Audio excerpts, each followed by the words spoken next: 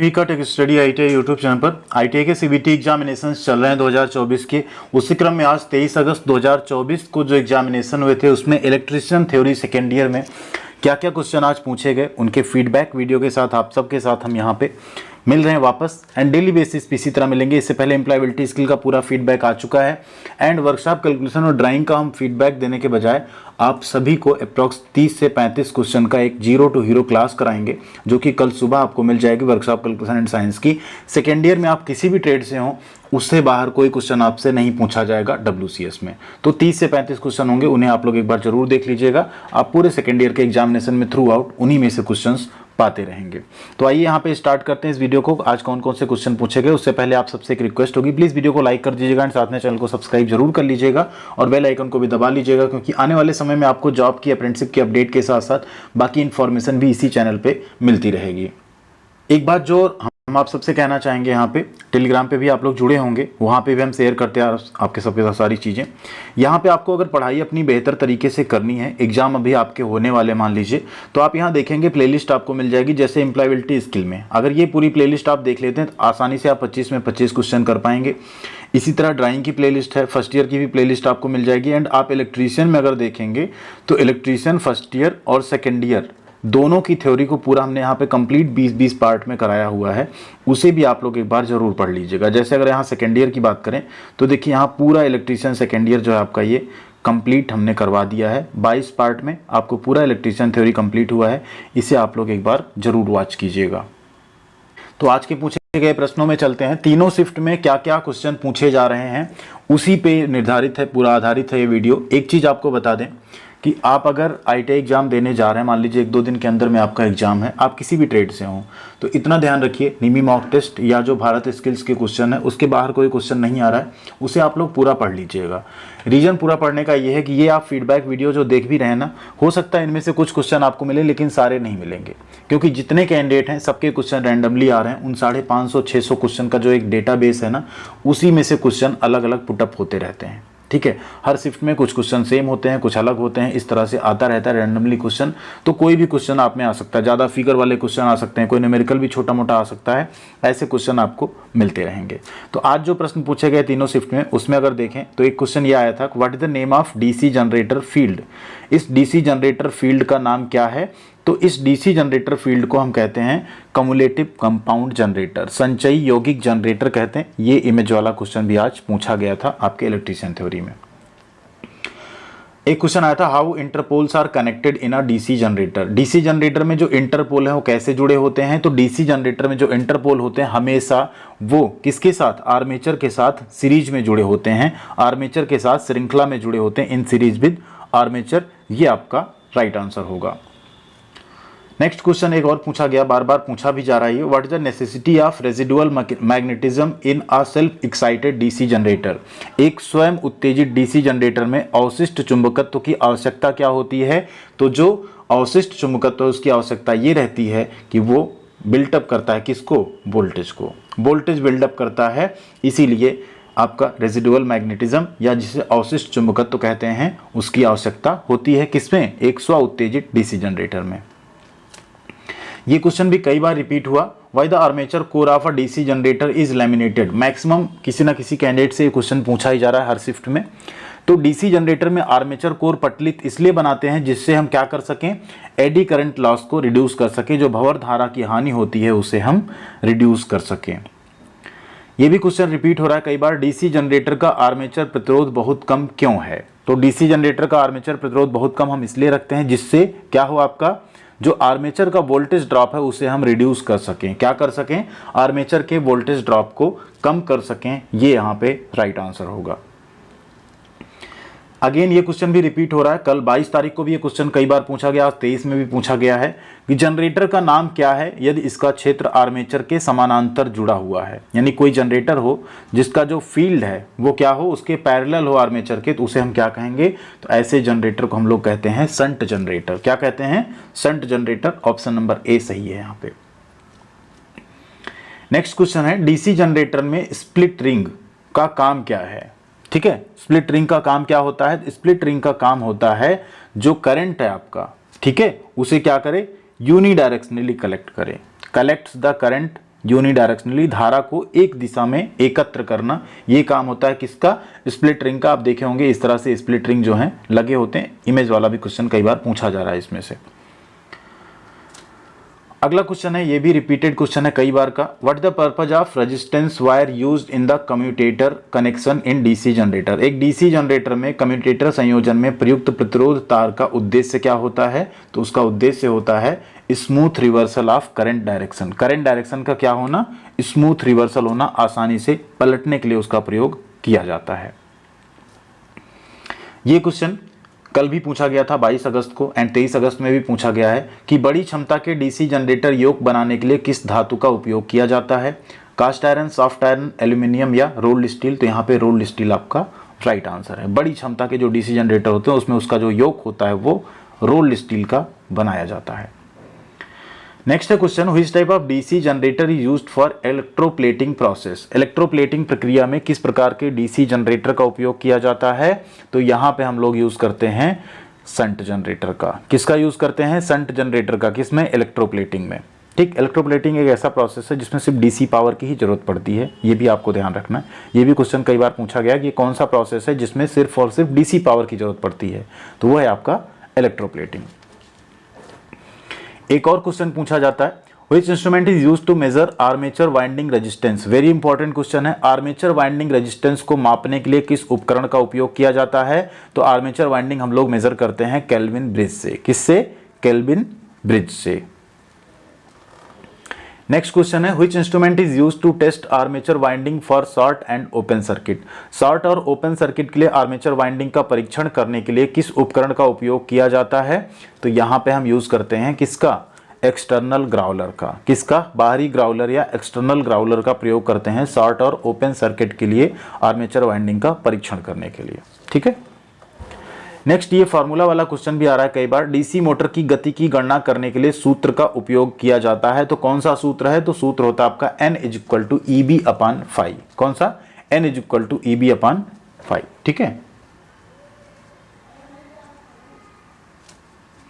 अगला क्वेश्चन है, which is the most effective method of balancing armature.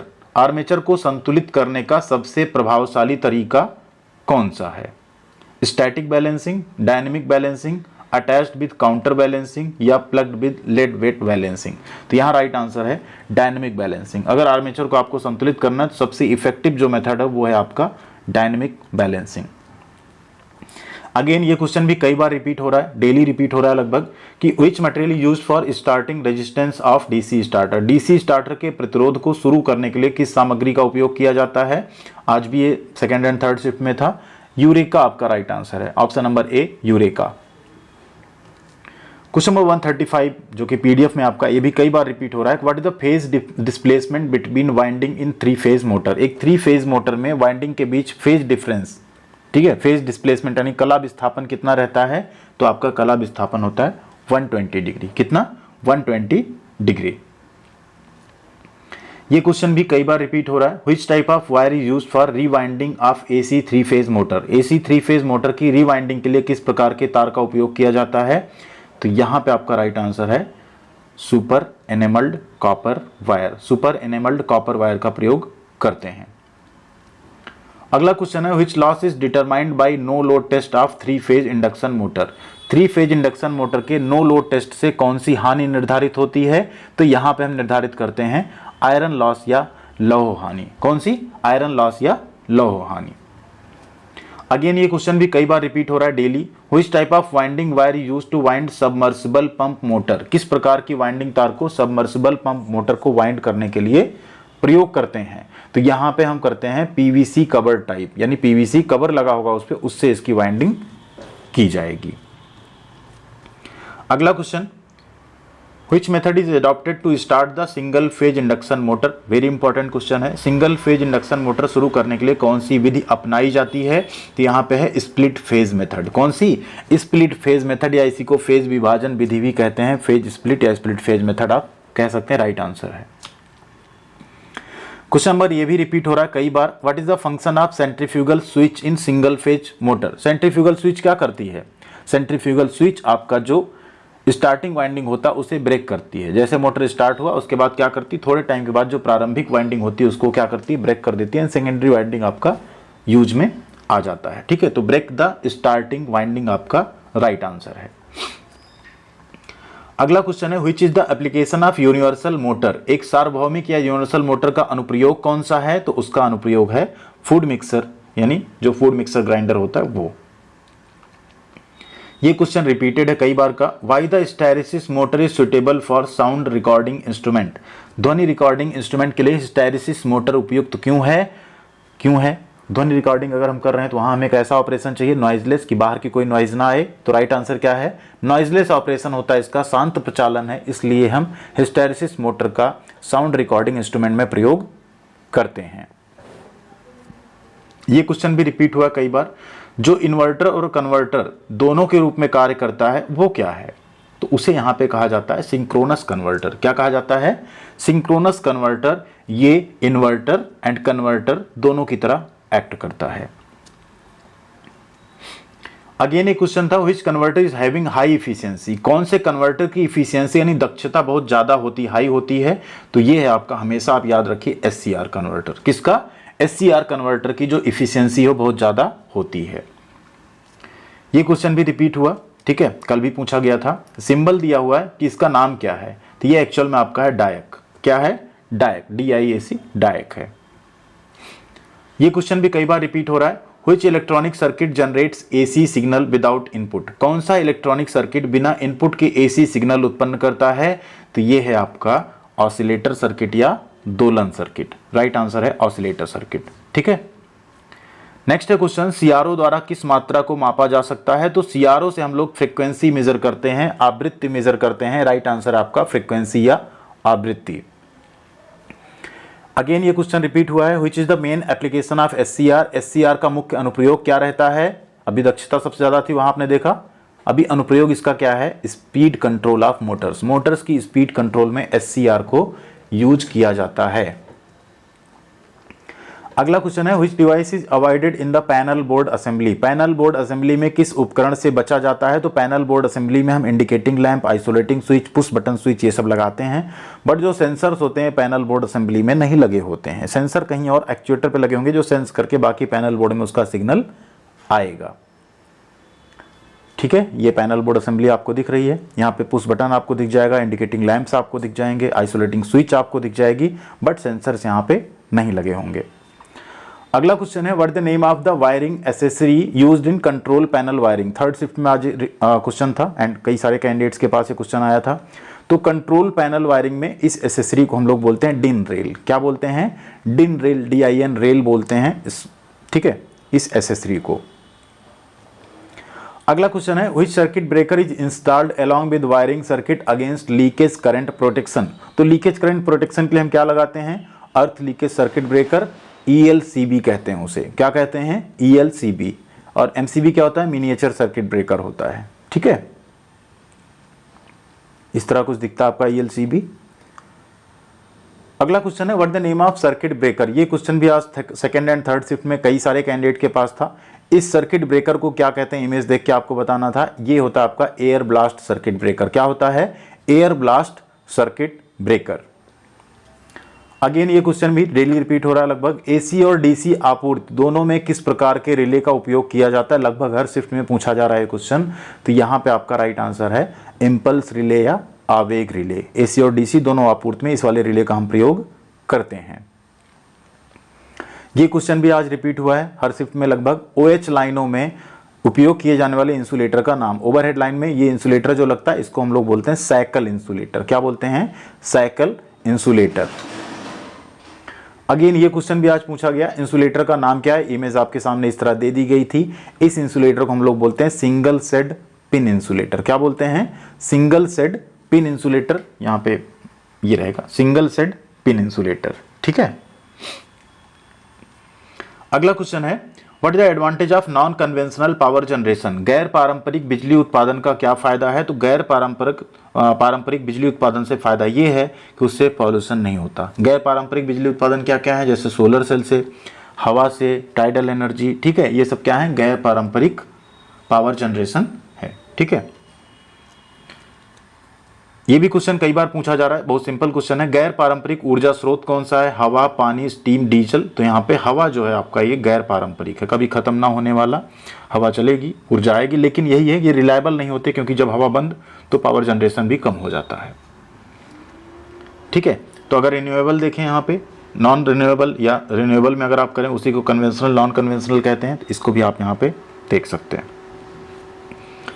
अगला, what is the full form of UPS? UPS क्या होता है? Uninterrupted power supply. Uninterrupted power supply, continuous power supply होगी, light cut जाए फिर भी पावर सप्लाई आपकी कंटिन्यू रहेगी, उसी को कहते हैं यूपीएस। कुछ इस तरह से होता है, सिस्टम में आप लोगों ने देखा होगा। तो ये आज क्वेश्चंस थे जो बार बार रिपीट हो रहे हैं, पूछे जा रहे हैं। लेकिन एक चीज़ हम आपसे बार बार कहेंगे, किसी भी आप ऐसी मॉडल पेपर के चक्कर में मत पड़िए। 400-500 क्वेश्चंस हैं, उनको पूरा वीडियो देखिए, समझिए अच्छे से, 2 बार 4 बार देखिए, सुनिए उन्हें, आप पीडीएफ से पढ़िए, मॉक टेस्ट दीजिए, आप आसानी से कर पाएंगे। क्योंकि क्वेश्चन आज हम बता रहे हैं, हो सकता है कल इनमें से कुछ क्वेश्चन आप में आए, कुछ ना आए, लेकिन वो जो 550 क्वेश्चन का क्वेश्चन बैंक है ना, उसके बाहर से क्वेश्चन नहीं आएगा, इतना हमारी गारंटी है। क्योंकि डेली हम पेपर्स देख रहे हैं, क्या पूछा जा रहा है, क्या नहीं पूछा जा रहा है। तो बेहतर तैयारी कीजिए आप लोग, एंड मिलते हैं अगली अपडेट के साथ अगले वीडियो में। जुड़े रहिएगा टेक स्टडी ITI फैमिली के साथ। Thank you.